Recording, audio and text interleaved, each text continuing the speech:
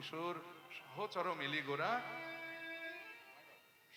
মেলিগোরা আনন্দে বিভোর। ভগবান সকল ভক্তবৃন্দকে নিয়ে আজকে আনন্দে বিভাবিত হয়েছেন। আর হয়ে কি করলেন? সকল ভক্তবৃন্দকে নিয়ে খেলো যে বিনোদ খেলা।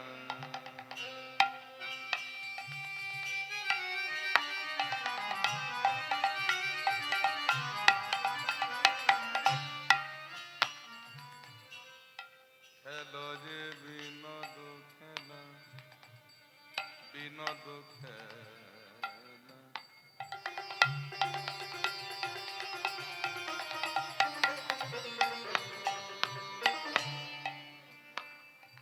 বিনোদ খেলা, বিনোদ, বিনোদ খেলা, খেলো এ বিনোদ খেলা।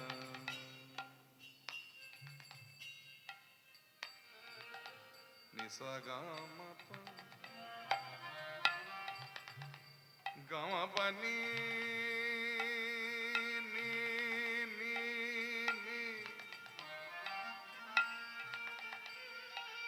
গামা পানি নি নি নি নি সা গা রে গা রে সা নি দা পা মা পা গামা পা গামা পা গামা গা রে সা। এই রাগটির নাম হলো ভীম প্যালেস। এই যে লীলাটা আমরা শুনছি, যদিও আমরা এখন প্রায় কটা বাজে, 6:30 বেশি বেজে গেছে, কিন্তু এই লীলাটা এই সময়কার লীলা নয়। এটা হলো বিকেল বেলার লীলা, মানে বেলা 3টের পরের লীলা। আর সেই সময়টা ভীম প্যালেসের টাইম, ভীম প্যালেসের সময়। খুব মিষ্টি রাগ এই রাগটি। ভারতীয় শাস্ত্রীয় সঙ্গীতে এই রাগের অনেক উদাহরণ আছে। আমি তার মধ্যে দু একটা একটু দেখাবার চেষ্টা করছি। দেখুন, জিন্দেগি মে তো সবি प्यार किया करते हैं, मैं तो मर कर भी मेरी जान दे दूंगा, जिंदगी में तो सब प्यार भरे दोसर मिले, जिनसे मिला मेरे दिल को कोई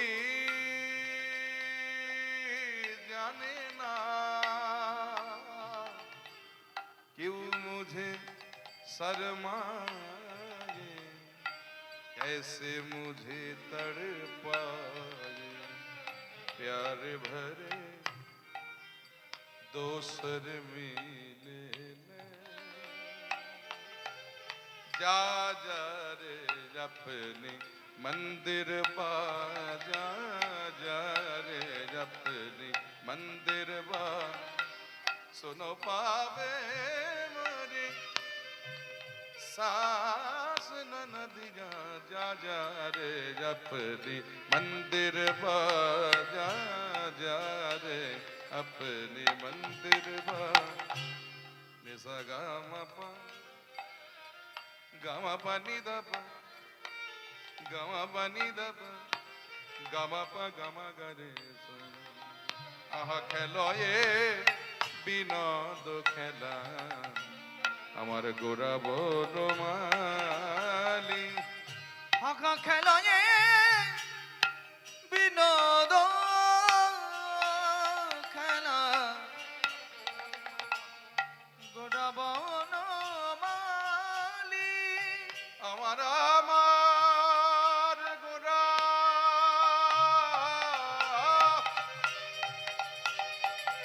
আমার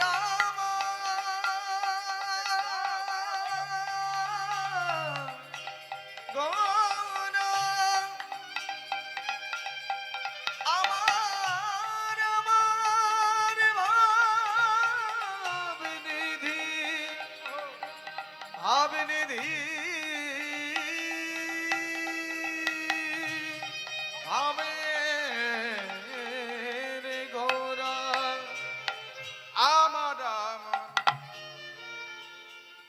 হংসরাজ গোরা।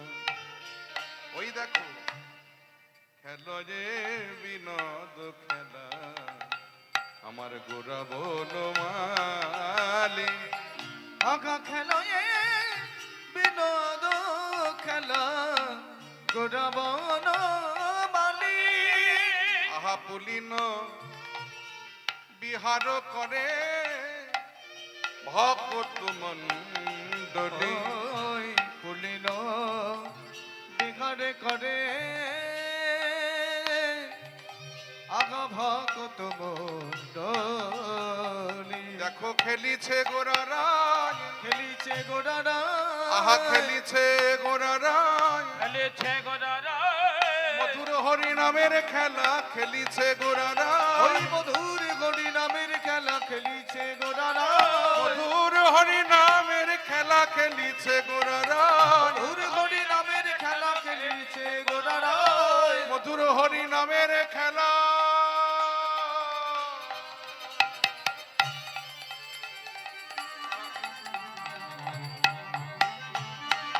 আহা হরি বলয়ার বাহু তোলা। মধুর গড়ি তাই গৌর হরিবা। বাহুতোলা মধুর গড়ি নামের খেলা হরিবালারে বাহুতোলা মধুর গড়ি নামের খেলা হরিবালারে বাহুতোলা মধুর হরি নামের খেলা হরিবালারে বাহুতোলা মধুর হরি নামের আজি খেলিছে গোড়ারা। ভগবান খেলছেন। খেলাটা কি খেলা না বিনোদ খেলা।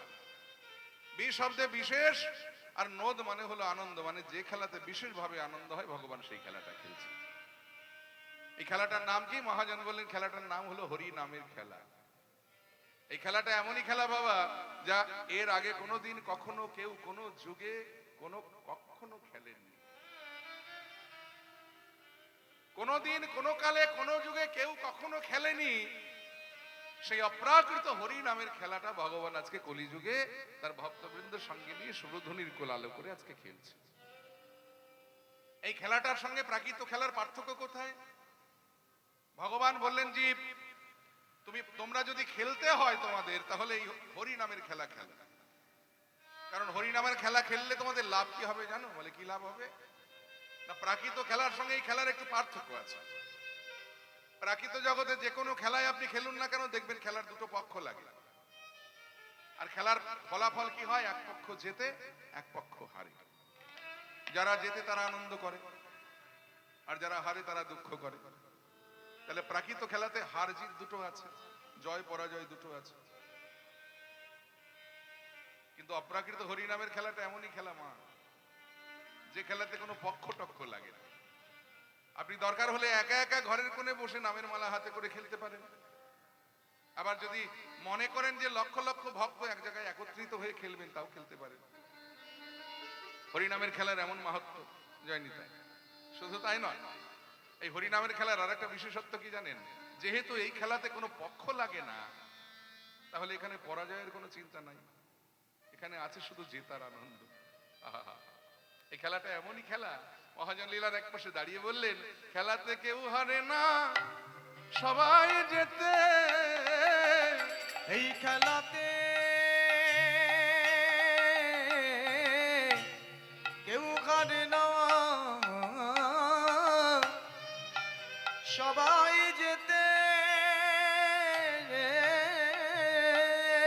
খেলাতে কেউ হারে না, সবাই যেতে। খেলাতে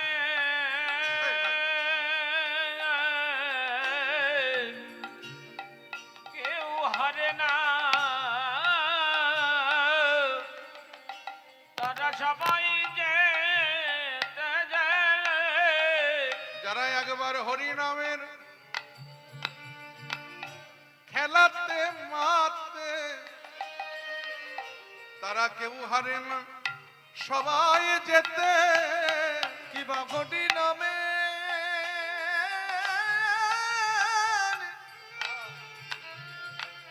খেলাতে মাতে কেউ হারে না, সবাই যেতে। যারা হরি নামের খেলাতে মাতে, তারা কেউ হারে না সবাই যেতে দাদা হরি নামে তাই গৌর হরিব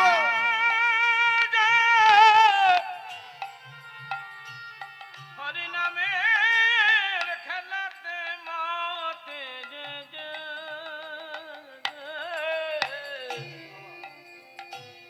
তারা কেউ হারে না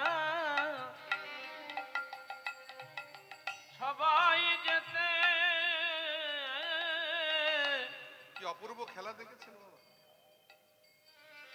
প্রাকৃতিক জগতে কোনো খেলাই এই আনন্দটা পাবেন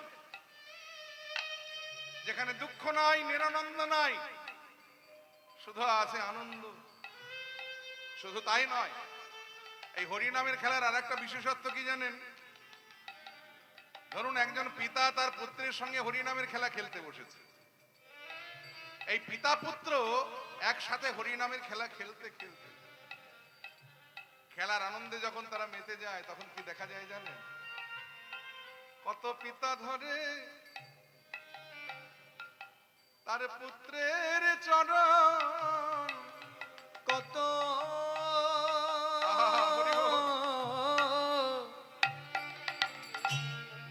পিতা ধরে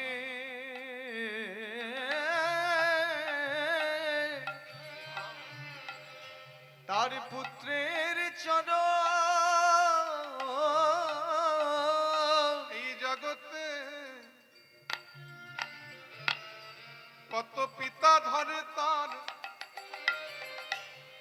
পুত্রের চরণ। এই জগতে কত পিতা ধরে তার পুত্রের চরণ। তাদের দেহ স্মৃতি হয়ে বিস্মরণ। কত পিতা ধরে তার পুত্রের চরণ। অঙ্গ দেখো স্মৃতি হরি বল, হরি বল।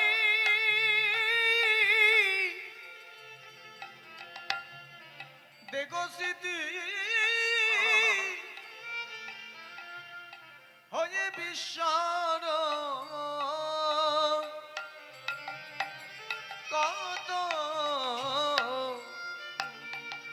কত পিতা ধরে তার পুত্রের চরণ। তাদের দেহ স্মৃতি হয়ে বিস্মরণ। কৃষ্ণ নামের তরঙ্গ ওঠে যখন, তাদের দেহ স্মৃতি হয়ে বিস্মরণ। কৃষ্ণ নামের তরঙ্গ ওঠে যখন, তাদের দেহ স্থিতি গজে বিষাণ। কৃষ্ণ নামের তরঙ্গ ওঠে যখন। ওই দেখো স্মৃতি গজে বিষাণ। শুধু তাই নয় বাবা, আবার তারা কি করে জানেন? চরণ জড়িয়ে ধরেই তারা শান্ত থাকেন না। খেলার আনন্দটা যখন আরেকটু বেড়ে যায় অমনি তারা আবার কি করে জানেন? করে ধরা ধরি আর জড়া জড়ি। ধরা ধরিয়ার জড়া জড়ি। তারা করে ধরা ধরিয়া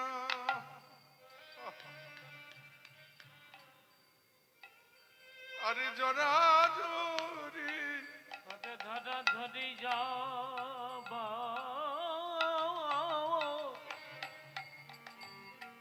জড়া জড়ি যে। তারা ধুলাই পড়ে দেয় ও গো গড়া গড়ি। করে ধরা ধরি আর জড়া জড়ি। ধুলাই পড়ে দেয়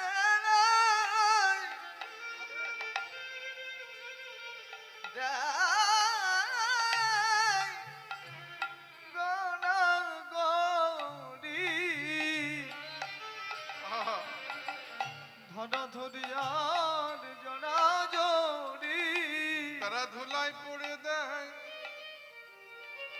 ও গো গড়াগড়ি, আরে বদনে বলে হরি হরি, ধুলাই পড়ে দেয় গড়া গড়ে, তারা বদনে বলে হরি হরি, ওই ধুলাই পড়ে দেয় গড়া গড়ি তারা বদনে বলে হরি হরি, ধুলাই পড়ে দেয় গড়া গড়ি তারা বদনে হরি বলে হরি হরি বল। হরে, ধুলাই পড়ে দেয় গড়া গড়ি তারা বদনে বলে হরি হরে, পড়ে দেয় গড়া গড়ি তারা বদনে বলে হরি হরে, ওরে ধরা ধরিয়ার জড়া জড়ি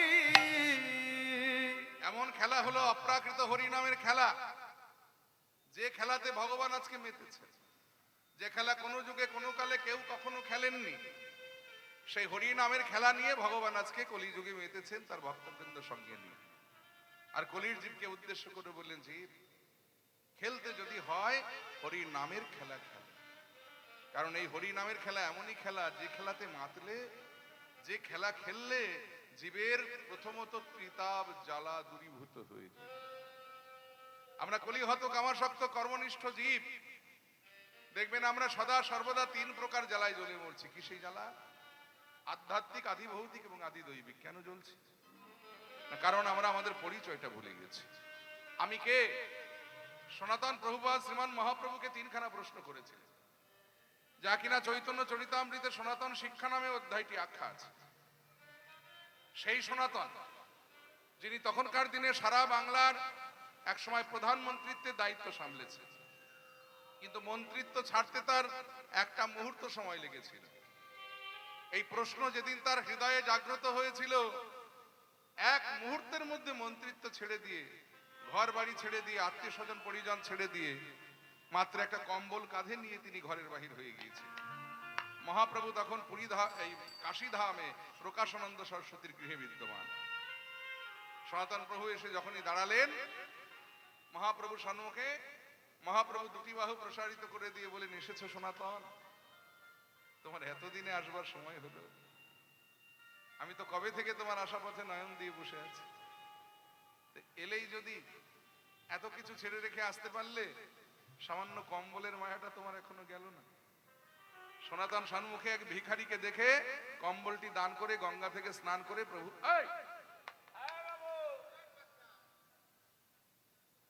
কম্বলটি দান করে এক ভিখারিকে দান করে গঙ্গা থেকে স্নান করে এসে প্রভুর চরণে প্রণাম করে বললেন, প্রভু তিনটি প্রশ্ন আমায় করে করে খাচ্ছে, আমি তার উত্তর খুঁজে পাচ্ছি না। প্রশ্ন তিনটি হলো, কে আমি, কেন আমারে যারে তাপাত্রয়, ইহ নাহি জানি জীবের কইছে হিত হয়। অর্থাৎ আমি কে, আর কেনই বা আমি ত্রিতাপ জ্বালায় জ্বলছি, আর কিসে এই জ্বালা হতে আমি মুক্তি পাবো। উত্তরে সনাতন বললেন, উত্তরে মহাপ্রভু বলেন, সনাতন তোমার প্রথম প্রশ্ন আমি কে, তার উত্তর কি জানো? আমি, শুধু আমি নই, জগতের প্রত্যেকটি জীব হলো নিত্য কৃষ্ণ দাস। কথা হলো, আমরা যদি কৃষ্ণের দাস হব তাহলে আমাদের এত জ্বালা কেন? তার কারণ ওই যে জীব নিত্য কৃষ্ণ দাস, জীব নিত্য কৃষ্ণ দাস তাহা ভুলি গেল, সে কারণে মায়ায়, সে কারণে মায়ায় আসি জীবের গলাতে বাঁধিল, জীবের গলাতে বাঁধিল। অর্থাৎ এই যে আমরা নিত্য কৃষ্ণের দাস, ভূমিষ্ঠ হবার সাথে সাথে মায়া পিশাচি আমাদেরকে এমন করে গ্রাস করেছে যে মায়ার বশে অন্ধ হয়ে আমরা আমাদের পরিচয়টাই ভুলে গেছি। বাবা, আমরা কি করলাম? নাম ছাড়িলাম, বিবশ হইলাম, বেবাগামন মানে না। খেলার সাথী কত পেলাম, কিন্তু নাম ব্রতি ভজলাম না।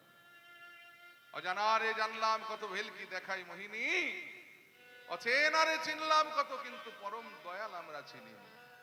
আমাদের কত ভাবের আত্মীয়তায় ইষ্ট কুটুম কতজন, কিন্তু সুদিনের বন্ধু সবাই দেখবেন জীবের দুর্দিনে সকলেই দেয় বিসর্জন। বাবা, যেদিন আমাদের সুদিন থাকে দেখবেন কত বন্ধু কত বান্ধব আমাদের সঙ্গে থাকে, কিন্তু চারজনা যেদিন কাঁধে করে নিয়ে যায় কোনো বন্ধু কোনো বান্ধব সেদিন সঙ্গে যায় না। শাস্ত্রে বললেন, বন্ধুত্ব যদি করতে হয় যে তুমি সেই বন্ধুর সঙ্গে বন্ধুত্ব করো যে বন্ধু তোমার সুখে এবং দুঃখে সদা সর্বদা সঙ্গে থাকবে। কে সেই বন্ধু? এই প্রকৃত বন্ধুকে এ কথা বলতে গিয়ে আমরা একটা উদাহরণ স্বরূপ বলতে পারি। দেখুন, যে মানুষে মানুষে বন্ধুত্ব করি তো আমরা, তেমনি একদিন এক গাছের পাতার এক মাটির ঢেলা বন্ধুত্ব করে বসলো। গাছের পাতা মাটির ঢেলাকে বললো, ভাই মাটির ঢেলা, তুমি তোমার বন্ধু হলে? তো দেখো, মানুষে মানুষে বন্ধুত্ব করে আর বন্ধু বন্ধুর বিপদে সাহায্য করে। তা ভাই, আমি একটা বিপদে পড়ে গেছি, তুমি যদি আমায় একটু সাহায্য করতে। বলে কি বিপদ সেটা তো আগে বলো।